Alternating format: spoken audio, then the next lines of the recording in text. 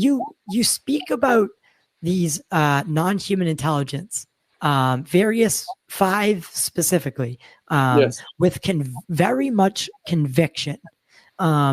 Is there a degree of some sort of galactic federation? Sorry, cool. A car alarm was just going off. But do you know if there's any coordination between these 5 races, and that is one is dominant and yada yada yada?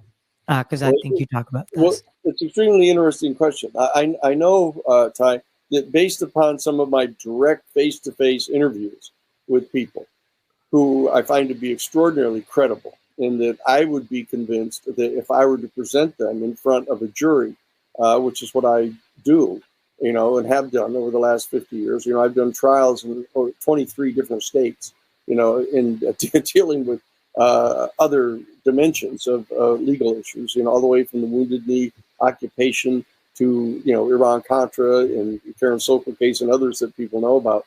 And I know that if I select witnesses whom I'm convinced, if I place them in front of a jury and subjected them to direct examination and exposed them to any thoroughgoing cross-examination that anyone might be able to mount against them, that they would convince a jury that they were telling the truth, and that they have given me accounts of, for example, Barbara Lamb, who is an extraordinarily credible person, a woman who's like just now 90 years old, Right. who has been interviewing people who have hold sincere beliefs that they've had encounters, face-to-face encounters with UFOs and the occupants, and have described them to her in some detail.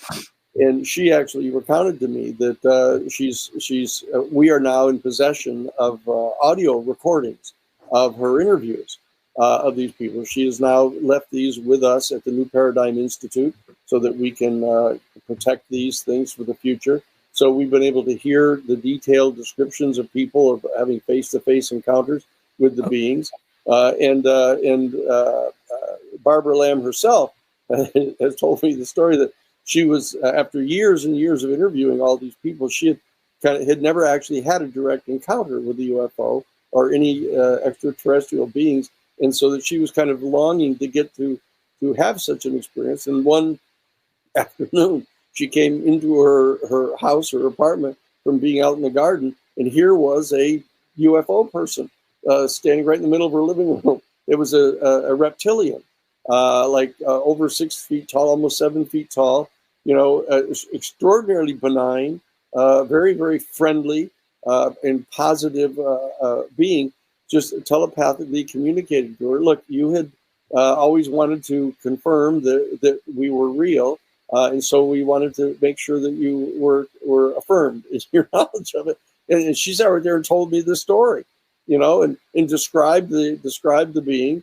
And it wasn't any question. This wasn't a person. This wasn't a human being. This was a humanoid reptilian, almost between 6 and 7 feet tall, totally benign. And she described the being to me. And I had another interview with a fellow who was on his deathbed, Albert Stein, his name was.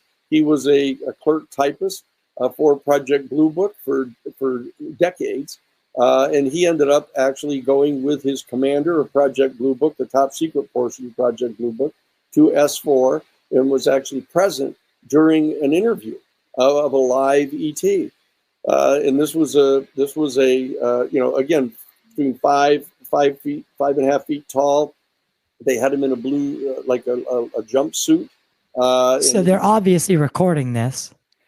Well, this what I was saying is that it was in addition to this one particular interview, that they had index cards with notes being taken of interviews, a series of interviews with this being, and had notes that were being taken. And so all I've said is that in light of the fact that they're clearly doing interviews of this being at S4, it's completely unimaginable that they wouldn't have recorded them, right. And filmed some of these. Now, the particular, there's a couple of different videos that have been running around of people saying, here's a live interview of these. I have not yet confirmed that those are real, but I do know from my interview of Albert that I find him to be extraordinarily credible. He was on his deathbed, literally. He called me and wanted to convey this information to me before he died. And he described this is a tall, bald, large head, the large eyes, the classic tall gray. Gray. So we know that those are two firsthand accounts that I have. And I've interviewed many people as legal counsel for the Project for Extraordinary Experience Research. Have given detailed descriptions. For example, one of the other people, Melinda Leslie, who had I know her. She's been on the show. Yeah. Encounter with one of what they call insectoids. The mantis people. Were like almost 7 feet tall, very tall, very skinny, very thin, and that they remind people almost of like a praying mantis. That this is a third type, and then there are of course myriad stories from very credible people about the little tiny, short, 3.5 feet tall grays. Yeah. That they look just like the tall grays. Terry Lovelace, same eyes, etc. So that you have the short grays, the tall grays, you have the reptilians, and you have the mantis people. Now, and then there's this whole array of stories, Billy Meyer being one of the major promoters of these, but there's lots of other people who've given these accounts of encountering beings that look just like us. And they consistently report these beings having come from the Pleiades, the constellation of the Seven Sisters, the Pleiades. They come from one of the star systems there. And all I'm saying is that one is so, if you can imagine, it's harder to believe. Yeah, isn't it? Others, right? Because that means that these are like humans. These are like human beings. They look just exactly like us, except that they have larger earlobes apparently and other things. But this is a fifth particular species, which is not a non-human species. But these others are non-human. So that we have detailed accounts of these, and that what we're doing at the New Paradigm Institute is investigating all of this, trying to figure out, how to establish the information so that regular people who are just coming into contact with this whole field can have credible information and knowledge about these things.